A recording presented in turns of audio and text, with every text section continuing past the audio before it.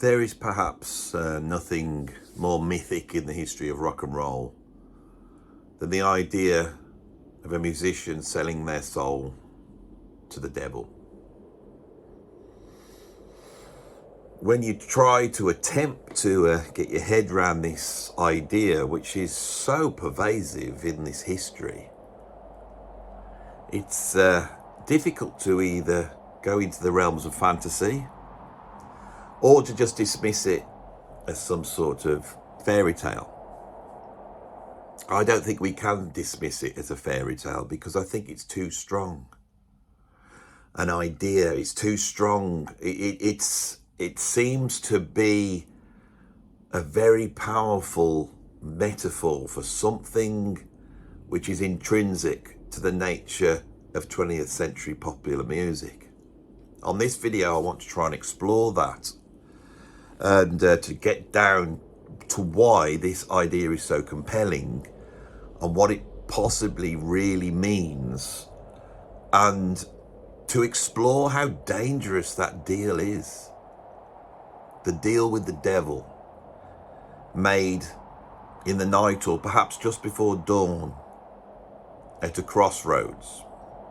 Now, of course, this idea comes to us through the mythic figure of Robert Johnson. Robert Johnson was a blues musician, perhaps a second wave of Delta musicians that emerged in the 1930s. He died young. For a long time, not that much was known about him, but we know more about him now. And he is famous for writing a song called Crossroads, or to be more accurate, I think it's called Crossroads Blues, isn't it? I've got the lyrics here. I went to the crossroads, fell down on my knees. I went to the crossroads and fell down on my knees. I asked the Lord above, have mercy now, save poor Bob if you please. He's not going down to the crossroads to see the devil. He's appealing to God. Why is he appealing to God? Yes, standing at the crossroad, tried to flag a ride. Oh, I tried to flag a ride, but nobody seemed to know me, babe.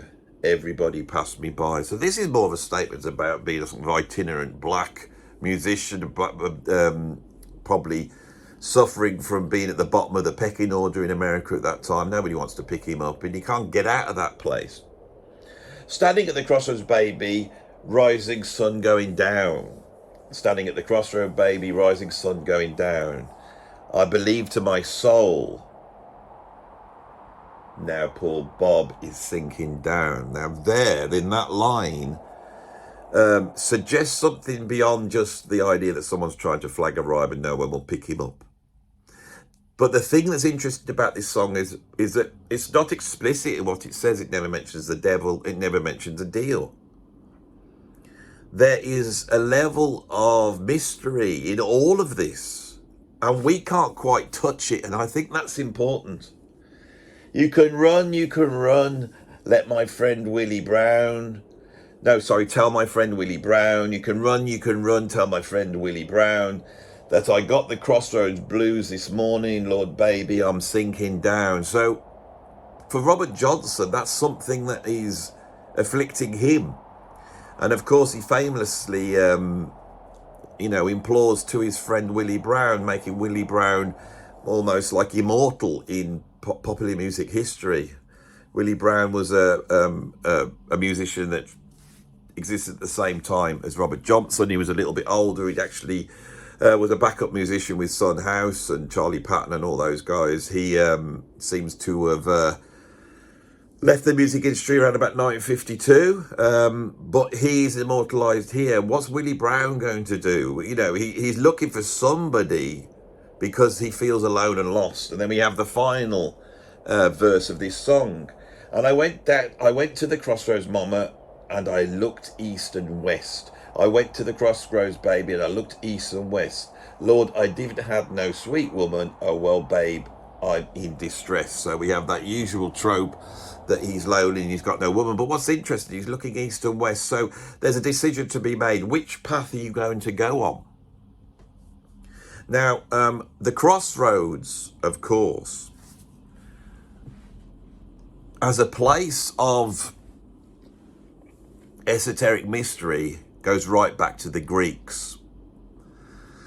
In paganism, the crossroads are seen as the junction between different worlds. Those worlds could simply have been night and day, or they could be the junction between heaven and earth. But what's interesting is that that idea that is in paganism pops up all over the world.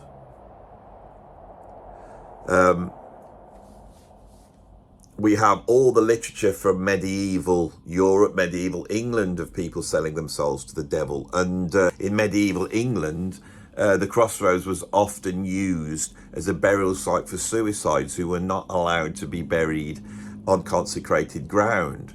And this could well have been the fact that crossroads were also used as sites of execution, usually by hanging, where travellers would travel down the road and then see some rotting corpse hanging from a gibbet and think, well, you know, I better make sure I mind my P's and Q's. But of course, that area of land would have seemed very strange as somebody was travelling and you feel like you're going in a certain direction and then suddenly you meet a crossroads. Now, in medieval times, would that crossroads be labelled? Would there be a sign, or would they have to make a decision?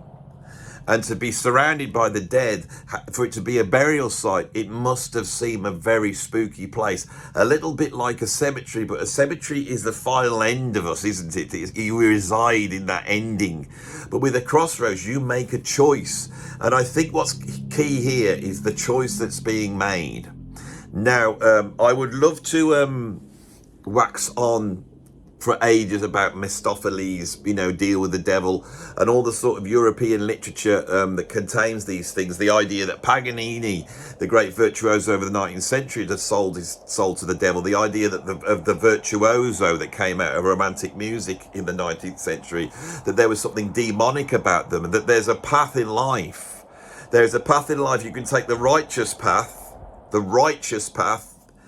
which is the right-hand path, or you could take the sinister path, the left-hand path. In esotericism, and this is really what I think is being brought up from the depths, because I think when we go into sort of esoteric ideas, we're actually pulling on ideas that are older than history itself. So there's this idea of trying to achieve some sort of enlightenment, but you have two ways of achieving that. You could choose the right-hand path, which would be the righteous way, but there's another route. Then it's almost like a shortcut, and that's the left-hand path. Satanism, you know, sexual practices, desecration, but also that could be aligned to drug use, hallucination. There's these two paths going on here, and this is in all cultures. Now, what's really interesting is if we go back to African culture, it exists there, with the Congo cosmograph, right, which is a symbol that tries to describe the nature and totality of everything. So what we've got here is, rather than seeing it as heaven and earth or chaos and order, all the things I've talked about as being fundamental to art, what this is stating is there's a cross, right? And the Congo cosmograph, which was utilized by the Yoruba tribe. It was also utilized by Central African tribes as well. And we know for a fact that this symbol transferred its way to enslaved African Americans. Now, I think what we've got going on here is something really interesting.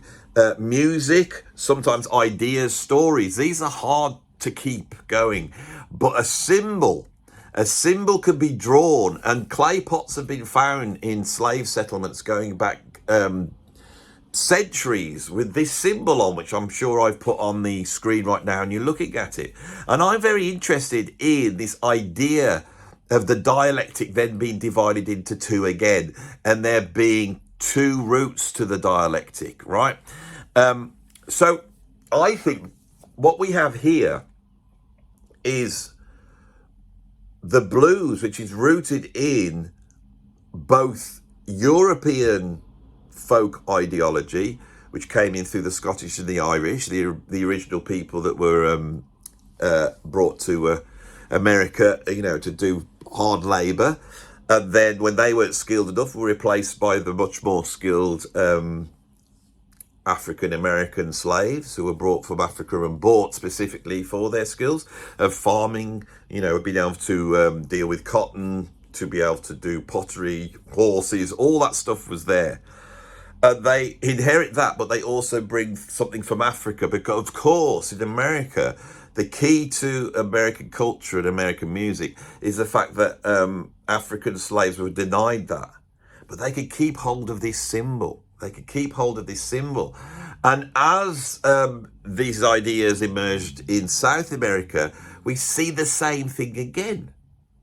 We see the same idea of the crossroads, that the crossroads is a junction between one place and another, and that it's divided into a four, because not only do we have the route to just stay in the material world, but be just normal, or we could stay in the material world and be hugely wealthy, or as Robert Johnson implores, we could take the path of God, of Christ, of the righteous path, or we could take the path of the devil. Now, what's very opaque when you get into this is what the deal is. There's this idea that people would just sign a deal with a demon or a devil because they were his follower. They were under that spell of that person. But there's this idea, and I think this is very specific to African American culture, that you could gain with skills. Now, I think the reason for this is, and this really ties into something that's really interesting that goes through African American culture quite deeply. It's this idea that you're not going to be able to get out of your situation because you're enslaved in your situation, right? You can't do the normal route. And once emancipation happened, that was still taken away from you. And so you only had certain areas where you could get out. Now, an example of this would be boxing. We all know this idea that a boxer, can be living in this sort of racist apartheid that was in America at the time, but they could get wealth and success by becoming a boxer, but you had to have the skills. Of course, way before any popular music was happening, way before we had rock and roll and all that sort of thing, the great Jack Johnson was beating the hell out of every white boxer in America, much to the chagrin of the authorities. And he became successful. He became famous, and he flaunted it. Many women, fast cars, beautiful clothes. And so if you were a black person in America, perhaps you looked at someone like Jack Johnson and you went, wow, look at them. How did they get that? Well, they're skilled at boxing, you see. Also, we have to remember, and this has been buried by the sort of right-on identitarian historians out there, that the first superstars in America that were black were actually in blackface and were part of minstrelsy. And many of these became millionaires. Many of these had huge successful shows on Broadway. And so these in America would also have been some of the first black African Americans after emancipation to achieve some success, but they were talented at being funny or singing songs. For people in America in the early parts of the 20th century, what they saw was white people aping them with blackface and minstrelsy, but they also saw, black people able to bust out. And they saw these millionaires out there because of these specific skills. But it could also be the skill of gambling. It would also be the skill of taking that left-hand path, of being a successful criminal. All these things start to be wrapped up into this idea. It's not just about signing a deal with the devil. What it is about signing a deal at the crossroads, and you make a choice not to just stay where you are like Robert Johnson at the bottom of the pile, but you're going to sign away something that you value very much to attain these skills that will open up this wealth, this success and popularity. Now, why does that matter so much? Well, the reason why it matters, I think, is because of this, and it's so mysterious that I don't know. I really want to try and transmit this through you on this video, because I'm pretty sure maybe no one's actually said it in this way. So I'm hoping this sort of makes sense. But this is the bit where I'm not quite prepared, so I'm just going to jump in. Robert Johnson was taught by a guy called Ike Zinnemann. Now, we don't know much about him, but his children were interviewed. Now, this wasn't known till quite recently, that Robert Johnson was travelling around. He went to a juke joint and he saw this Ike Zinnemann playing, and this Ike Zinnemann playing was handy on the guitar. And he approached him and he made friends with him. And Ike Zinnemann almost took him under his wing, and he lived with Ike Zinnemann. I find this absolutely strange, because obviously in the history of rock and roll, we have the other inverse of this. Talk about right and left hand path. When Woody Guthrie, who had taken all this stuff from, Lead Belly and Jolly Patton and, all this stuff from this sort of black blues folk culture, he had politicized it, and then he takes under his wing Bob Dylan, who is a Bob Zinnemann, and that brings that back, and rock music is born. But when we look back here, we have Robert Johnson now been taken under the wing of Robert Zinnemann. Now, this was not known. He left where he lived. He stayed there, and apparently it was an incredibly concentrated learning process where they would get up and just basically battle each other all day long. Once he got the skills, he then went out gigging with Bob Zinnemann, but he was travelling around, and by the time he turned back to where he had come, he was on his own. And people saw this and they went, oh my God, what's happened to, old Robert? He's incredible. What's happened to him? And of course, there's this idea in that culture that you're going to sell your soul to the devil, but it's more complex than that, because there's another blues guitarist called Tommy Johnson. And Tommy Johnson is a pretty important blues musician, although forgotten. This is the guy that sung about canned heat. Canned heat was this sort of, I think it was a can you could open, set fire, and it would be like a little fire, when you're cold. But of course, it contained ethanol of some sort. And it's a testament to Tommy Johnson's sort of alcohol intake that he would drink this stuff and then he would sing about it. And of course, the band in the 60s, Canned Heat, gets their name from Tommy Johnson's song. But Tommy Johnson seems to be a bit of a trickster and a prankster, and he, who for some reason developed very prodigious skills on the guitar as well, he went around saying specifically that he had sold his soul to the devil.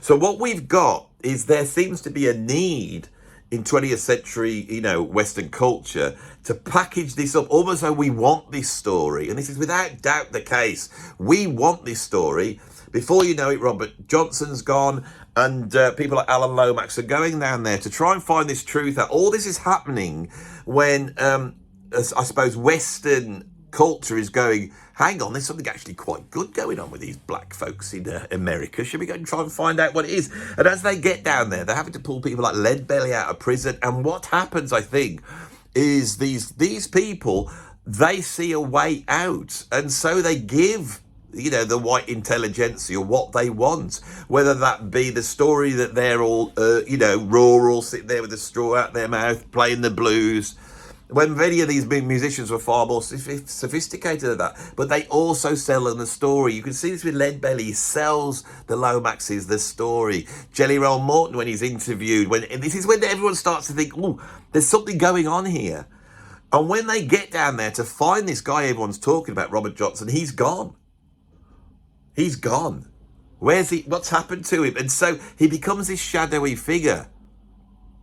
All right? And then what's bizarre is 30 years later or so, white middle-class educated, art school educated musicians start to go back to this area, and Robert Johnson becomes the one. Now, I think Robert Johnson becomes the guy that they really take from because of the songs.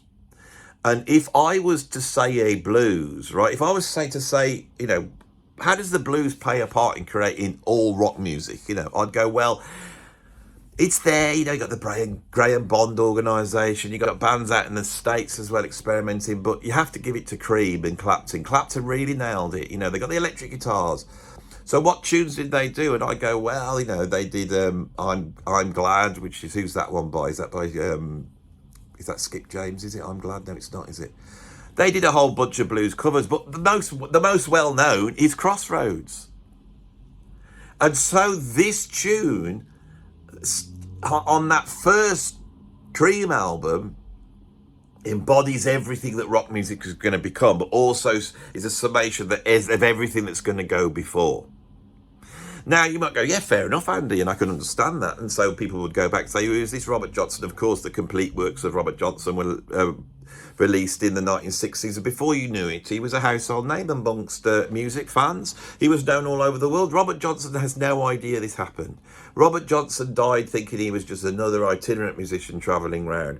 He doesn't realise not only is he one of the most famous musicians of the 20th century, but also that he really is a major foundation for so much music, going right up to the point where here's a bloke in 2025, giving a whole video over to this event that we can't actually pin down.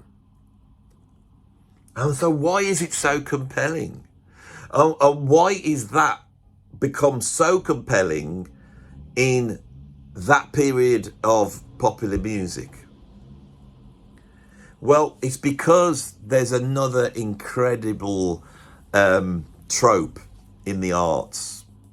It's the Star is Born trope. It's this idea that someone has talent, but because they're talent, they're sort of fragile, perhaps. They're not quite like anybody else. It's the whole Edward Scissorhands thing that Edward Scissorhands goes into. Edward Scissorhands is this person who is disabled by the fact that they've got, scissors for hands. And their incredible talent is embodied in that, but also it pushes everyone away from them. And when they're brought into society, at first they're loved, and then they're hated, and then they're destroyed. And so films like A Star is Born, which I find fascinating, because so far now, throughout the last 100 years of sort of Western culture, that film has been made 4 times, and each time it has been compelling. We have never gone, this story doesn't even make sense anymore. The idea that there's a Svengali, that you have the innocent, that they embroil them into the industry is harsh. And in the case of the film, the story Star is Born, it's the Svengali that is destroyed. But the idea of the 27 Club, the idea that when you are a talented person, that the fact that your talents that have been given you will somehow curse you to an early death, right, is so strong. And we actually love it. The public love it. They want it. They want that story. They want to know about it. Anybody, whether it's Jimi Hendrix or Janis Joplin or Jim Morrison or wherever it is that died before 30, Robert Johnson was also in the 27th Club. This is another extra mystery. What does this represent? Well, I think what it is that in Western culture, where you are trying to look to art to have the measure of this culture, one of the fundamental sort of dichotomies that we can't quite add up is the fact that in a capitalist culture, we're all trying to aim to be driving around like Jack Johnson in the big car with the big fur coat on, smoking the cigar with the women round us, or whatever it is that you would have attending you if you were in that position. We all want that, but we all know that that's bad for us. That's Western capitalism. It's like it's loved and hated. And so in popular music forms, this idea will always be there, and it's never so rich as this idea of fame. Fame is even rarer than wealth. Fame is the highest thing you can achieve. Fame is that ability to walk out of your house and everybody knows you, regardless of whether you know them or not. And so fame is an incredible thing, but it's corruptive. And the deal with the devil is a symbol of that. That is why we love it. It's a symbol of Western culture itself. The deal with the devil symbolizes everything about this. It symbolizes commerciality against artisticness. It symbolizes the idea of the suffering artist and the baying public, for example. There's all these dichotomies that are basically held within that. Now, let's go back to the Crossroads a little bit more, and we could go deeper into that. Of course, we have the esoteric idea of the left and right hand path, that there's a way forward, but one is righteous and one is not. But over the last 30 years or so, we have the red pill, blue pill, which is this idea of waking up to reality or staying asleep. And you feel that the waking up to reality is actually the left-hand path. It is seen also as being toxic. There's many people feel that's like conspiracy theories. It's right-wing talking points. You don't go down that. Play the game. Do what the establishment says. And so even now with that red pill, blue pill dichotomy that we have, this still seems to have relevance. And as I was researching this, I spotted that yet another film is about to come out, which will tell the story of Robert Johnson. Of course, in my time, the film was the one with Steve Vai as the devil's guitar player, where this young classical guitarist met up with Willie Brown, who apparently was still alive, and they went down to try and sort his contract out that he'd signed with the devil along with Robert Johnson.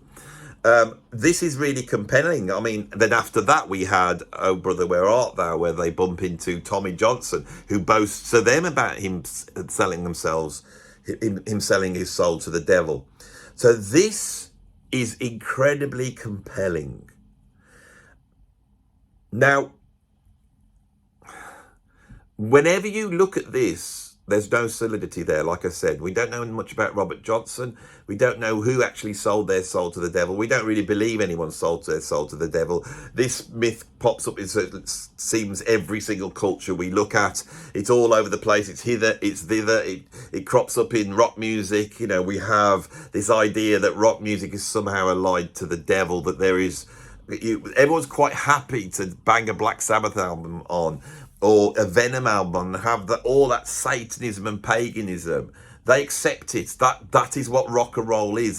There is a wisdom to rock and roll embodied by Lemmy, who just had a statue unveiled just up the road in Stoke-on-Trent with by an amazing sculptor that's got the name that I've got, Andy Edwards. In fact, the other day the BBC rang me up and said, could you do an interview up in Stoke about the Lemmy statue? And I was like, no, because it's not me. And so I don't know whether the other Andy Edwards has made the Lemmy statue. But this guy's been commissioned to make a statue of Lemmy. But Lemmy represents this sort of left-hand path, doesn't he? There's something intrinsic in rock and roll itself, that if you're a rock and roller, you are on a path to something. You're on a highway to hell. That's what you're on. I've had AC/DC in the car all morning. Dirt Deeds Done Dirt Cheap. Right, I think that's what's triggered it in my mind, was that song, Dirt Deeds Done Dirt Cheap, and then Problem Child. I mean, AC/DC are a good time rock and roll band, but it's in there. It's just, AC/DC is dripping with this idea of damnation, of rock and roll damnation. And so I find it difficult to go, oh yeah, Robert Johnson never did it. It was Tommy Johnson, but he made it, but he was a liar anyway, and it's this and this and this. I think there is something wrapped up in this that is so powerful and profound. And that's why it hits us on a visceral level. And that's why it can't pin down. And I want to try and get to it. And I don't know whether even I can here. This is what I sat down to try and do. I wanted to talk about the deal with the devil, because I call this the deal with the devil. So you take this channel at the moment. This morning I was working on some worst lists, overrated lists, the worst of this, the worst of that. And I was going to do that now because I know that my channel needs a kick up the bum, because I've been doing a lot more serious videos and talking about stuff I'm interested in. And I knew I need to kick it up the bum and get the views back. But I am selling my soul to the devil in doing that, because there is so much negativity around that. Now, I know every time I say that on this video, and my videos are very meta, so they sort of, I talk about the video itself and I turn it all inside out and I do all these things, well, like I'm doing you now. I'm basically talking about this video. I'm talking about the structure and what's going on and what's behind it and what I'm thinking and what I'm not thinking. You guys will then say, I like it more when you do this. So there is a much more righteous path that could well make the channel last longer, where I just come out and talk about what I want and not try and play to this gallery, because this will be my undoing. Because although I enjoy it and it's funny, and I can see there's an esoteric truth in those worst of videos, and that I am fundamentally lampooning myself. I'm fundamentally lampooning someone of my age who listens to rock music. And I am lampooning the dichotomy that I do really believe that stuff. And I do believe it. But I'm also self-aware to know, yeah, it's probably because you're an old bloke, that's why you believe it. And try and weigh that up and have both things happening at the same time. But I'm very aware that if I do too much of that, the views might go soaring up and the channel might get more and more successful. But to what cost? Because the negativity that comes out of that is terrible. And it could be my undoing. And so this idea of signing a deal with the devil.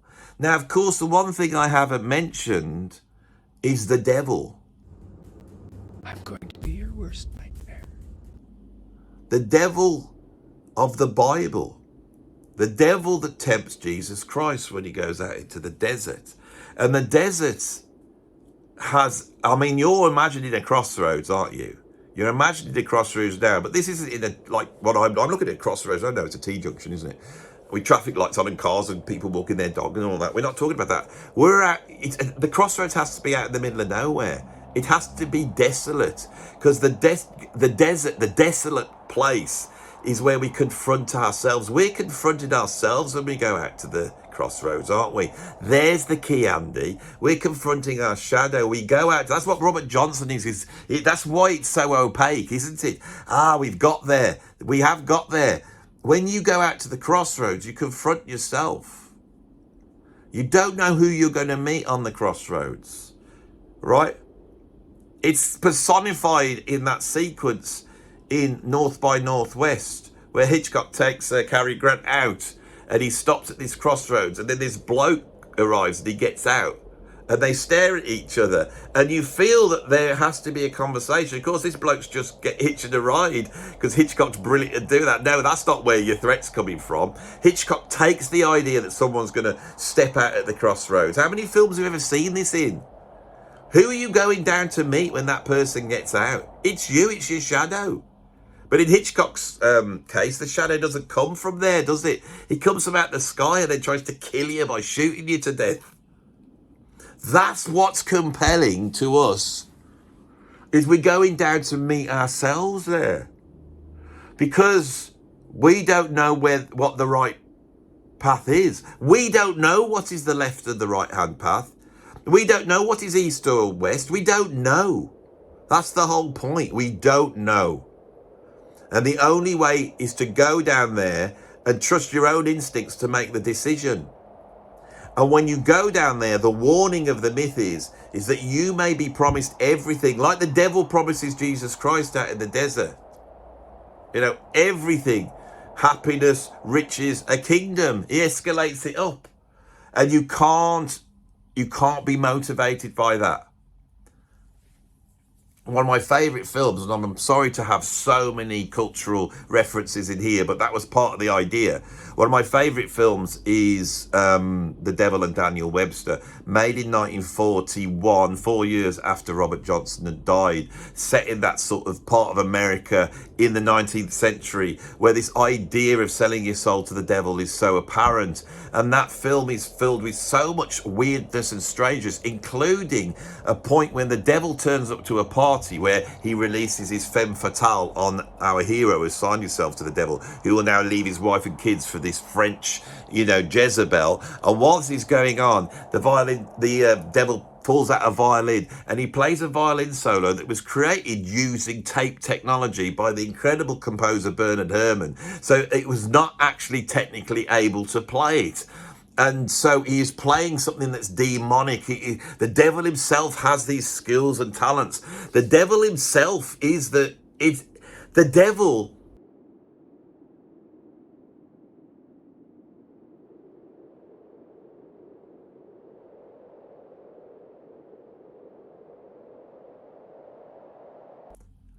The devil is the face of the artist.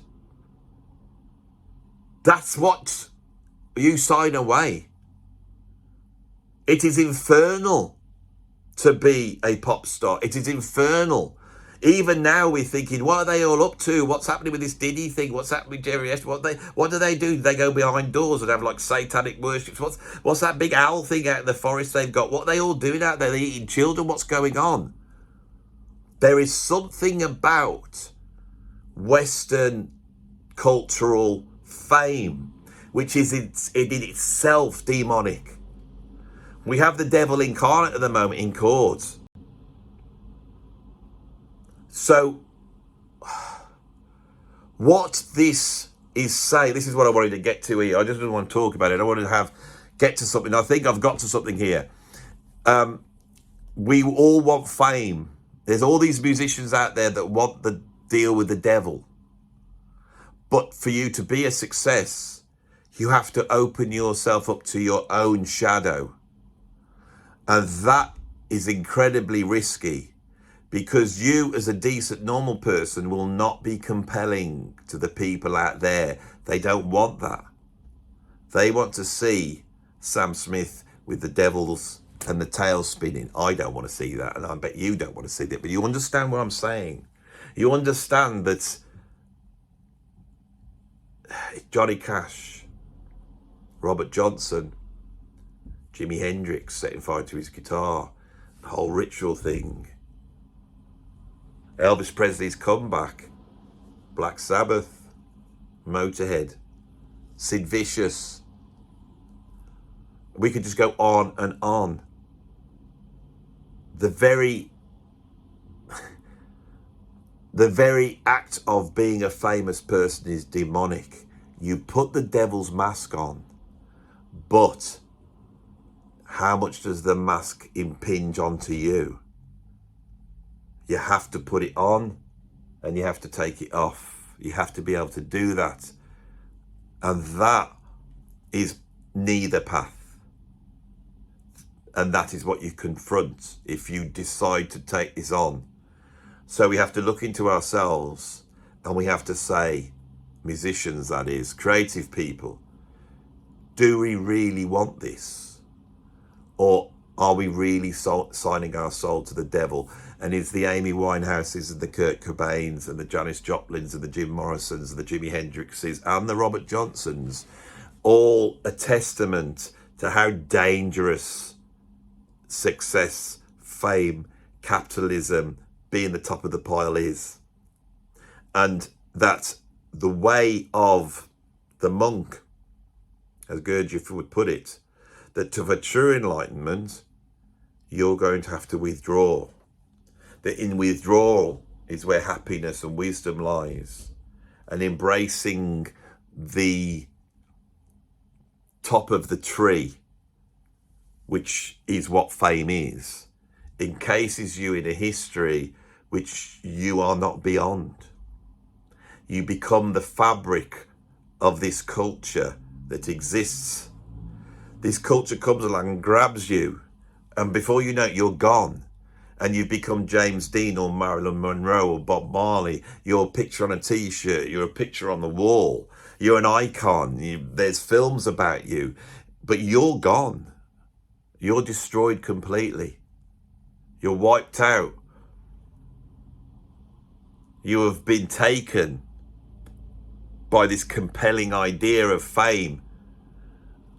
And the devil has turned around and said, you can have everything you want. But in reality, what you want is to be that icon. And you do not realize that once you become that, you as a person has been subsumed by the very culture that surrounds you. I think that is what this represents, and that is why it's so compelling to us, because everybody wants it and they want to be a part of it. Everybody loves, if you get on the guest list with some famous band and you got taken to some huge gig and you got taken past all the normal people and into the special world of Mount Olympus where all the gods reside, and you can walk around feeling that you're more important than everybody else. But you're not, and nobody is. And that is this idea that the devil tries to erase in you.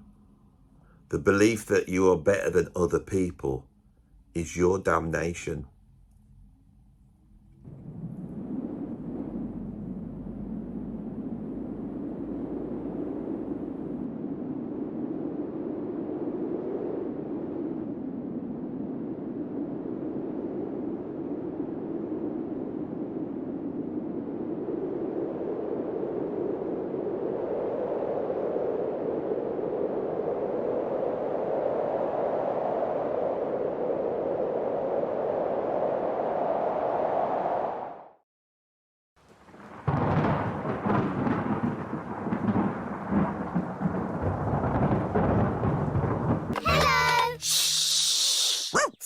Charlie and Pepper are in a secret club. It's a shame you can't go and see a proper prog gig or a proper heavy jazz fusion gig. It's a shame you can't sit down on an afternoon, have a nice cup of tea. So you don't have to be staying up till 11, 12 o'clock at night. You know, all that rubbish you have to do. Yeah. Come out, you have to park your car, you get home, you got to work the next day, you know, Sunday afternoon. Isn't there any way we could go and see a gig?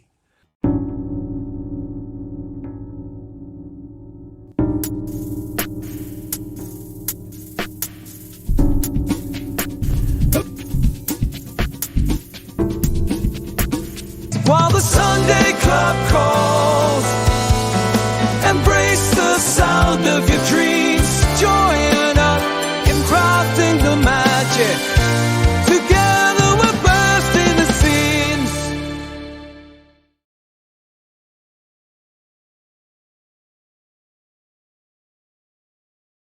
The hood. The gangster. It's running. It's running. Would you have a bit? It's going to play in a minute. Electron ain't no fun. Genesis, they take the piss. ELP,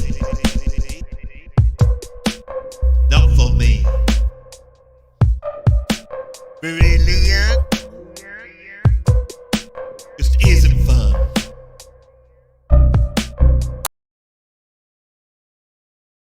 That I really know my prog, so they will listen to me when I come on and tell you that you need to become a patron. That's the easiest way of doing it. You can buy tickets online, there's all those links are up, but I think in the long term the best way to get involved in the Sunday Club is to become a patron. Free member, you can have a think about it, see what's going on, and just get yourself over there, and if you can, sign yourself up to the live stream, because I think it's going to be a very important way of opening up new avenues for progressive rock, and so that we can keep the thing alive, and that bands that would normally only be able to sell 10 tickets in any town can actually access a worldwide progressive rock audience, which could be 1,000 people. Right. This will spread the word of prog, and before we know it, it won't be dying.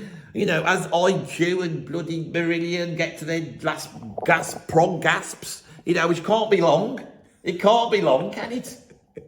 I mean, Steve Rothery's not a healthy chap, is he?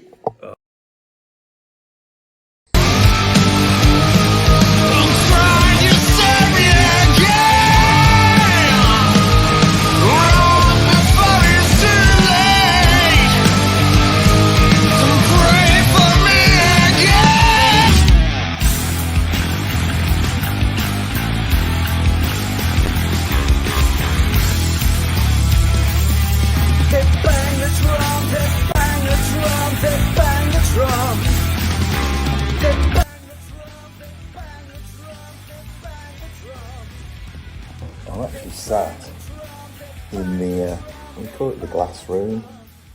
It's a part of Jellyman's. It's bigger than my room, a lot longer. Not quite as wide, but a lot longer. Now, if you want to know the sort of bands I've got lined up, the first gig is going to be Orc, which is the band that's been put together by Colin Edwin and Pat Masterletto. So Colin Edwin, who's the bass player in Porcupine Tree, amongst other things. And the Pat Masterletto is, of course, the legend that played drums with King Crimson and a whole bunch of other people as well. We've also got Solstice lined up for a gig, and we've got Life Signs lined up for a gig, and a whole host of other stuff as well. So this is just a very quick video to let you know that that is coming, and I will have the details for it. And I hope you can all sign up to the live streaming, because once it's here, it will be like a party. It's not going to just be like you can just watch the gig.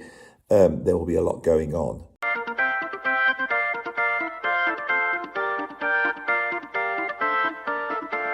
In shadows of the vinyl, we gather, we share at the Sunday club. The rhythms are where catch us dancing on frets, beat echoes collide, turn the beat of our hearts, let the spirits ride. Ignites our fun in complexity's grace. We find our connection in this sacred space. While the Sunday club calls, embrace the sound of your dreams. Join up in crafting the magic. Together we're bursting Hear the whispers of legends, the stories ignite, the classics reborn under soft, flickering light. With every note swirling, hear the bubbling weed in the tapestry of sound. Believe what you put, guts of all souls. The sky up above, this is where progressive hearts gather in love. While the Sunday club calls, embrace the sound of your dreams. Join up in crafting the magic. Together we're bursting the seams.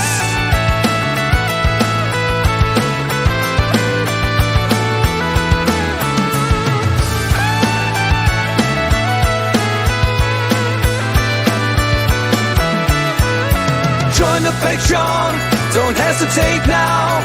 When the music meets passion, can't take a bow. Each note is a journey, a passage through time. Be a part of the family, together we climb. While the Sunday club calls.